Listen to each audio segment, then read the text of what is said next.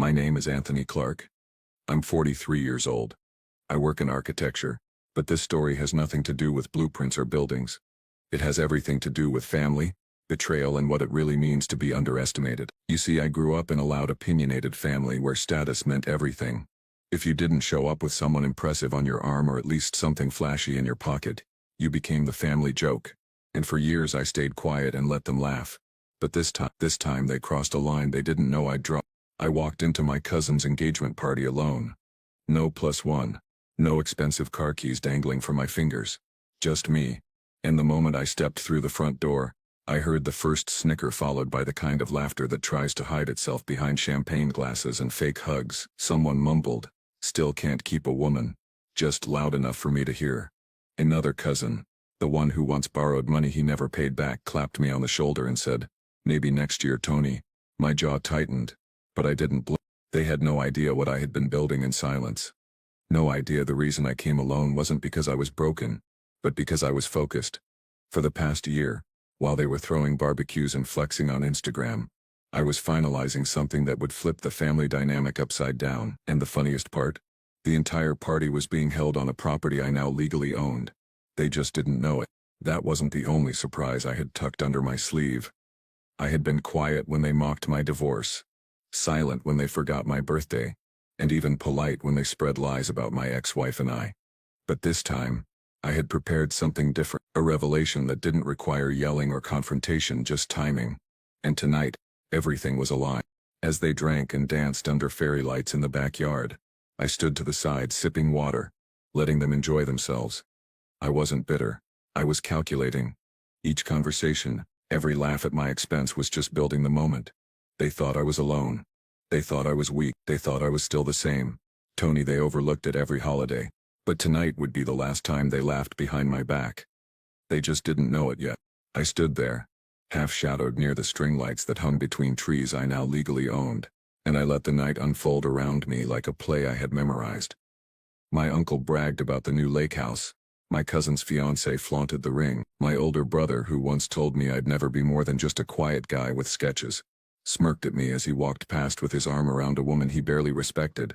Every look they gave me was either pity or amusement, but I didn't flinch because this time I wasn't here to prove anything. I was here to reveal everything.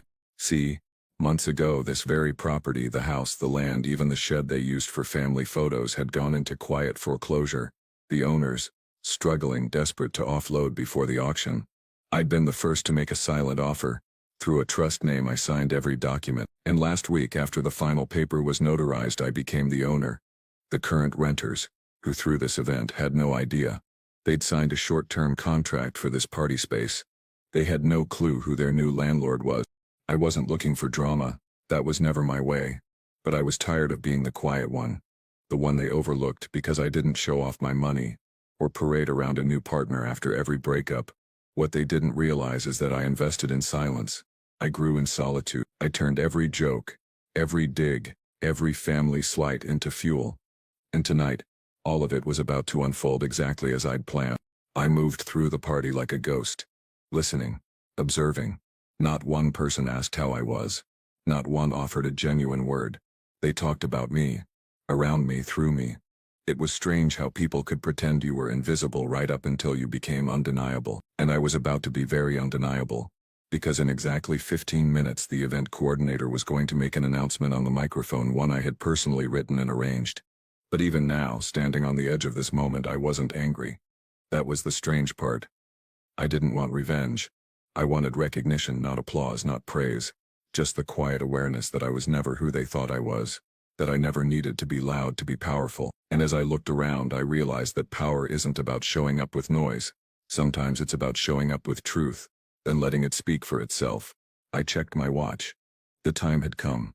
The microphone clicked on. The event coordinator tapped the mic gently, and the laughter dimmed. Plates clinked quieter. Conversations paused. Even the playlist faded to a whisper. She cleared her throat and smiled politely, then said, "We'd just like to take a moment to thank the person responsible for making this beautiful venue available to us tonight. He's been incredibly generous, gracious, and humble throughout the process. Ladies and gentlemen, the new owner of this entire property, Mr. Anthony Clark."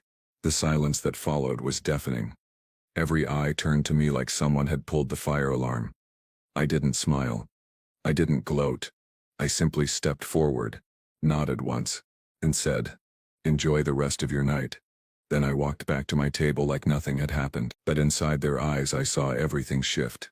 Recognition, embarrassment, realization. One by one the laughter dried up. The whispers started. My uncle choked on his drink. My cousin's fiancée stared at me like I'd grown wings.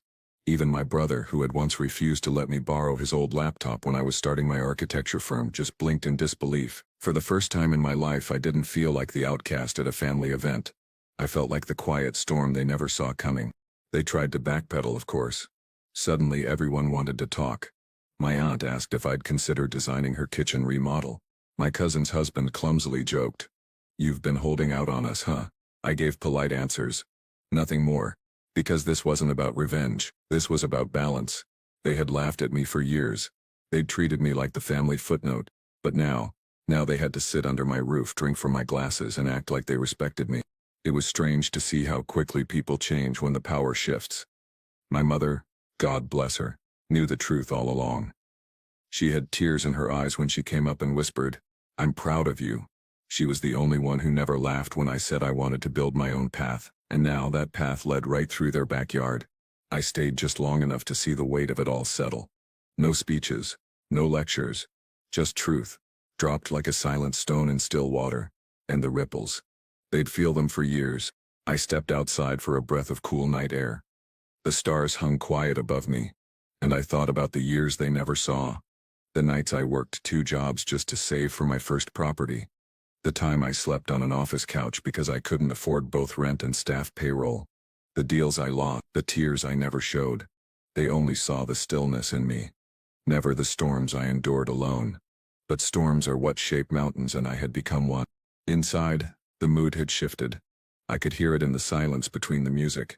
Conversations were now careful, calculated. My name wasn't being laughed at anymore. It was being studied. My mother came out and stood beside me, her hand gently resting on my back. "You didn't say a word," she said, softly.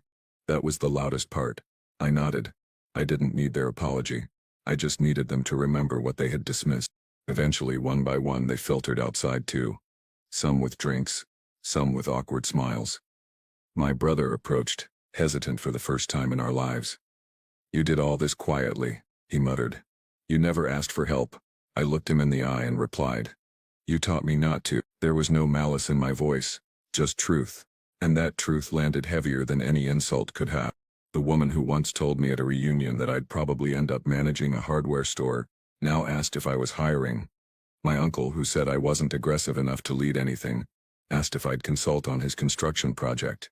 It was tempting to shut them down cold, but I did. I simply said I'd think about it, because true power is knowing you can cut someone off, and choosing peace instead. I didn't go to that party to burn bridges. I went to let them see what I had built while they weren't looking. I went to stand tall in silence and let the weight of my presence do what my words never could. And it worked. The laughter turned to silence. The silence turned to respect, and respect was all I ever wanted. That night didn't end with a bang.